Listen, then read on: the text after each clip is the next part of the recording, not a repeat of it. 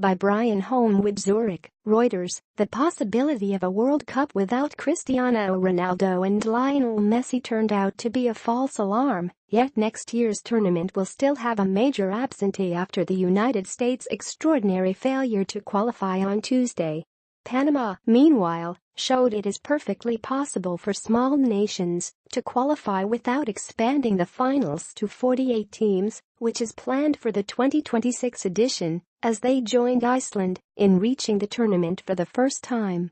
South American champions Chile, like African counterparts Cameroon, missed out on a ticket to Russia, and, bizarrely, their elimination was the result of a successful protest made to FIFA about opponents fielding an ineligible player.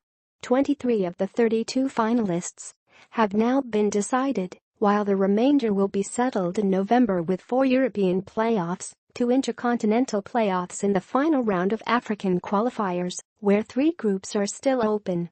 Brazil, who will be making their 21st World Cup appearance, remain the only ever-present side at the finals and had qualified long before Tuesday's drama. Ronaldo and Messi, who have won FIFA's World Player of the Year award between them since 2008, went into the final group matches uncertain of whether they would take part next year.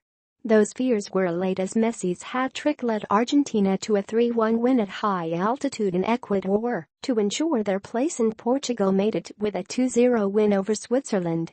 The US, one of FIFA's most important members in commercial terms, were not so lucky as a shock 2-1 defeat in Trinidad and Tobago, combined with wins for Panama and Honduras, ended their run of 7 successive finals appearances.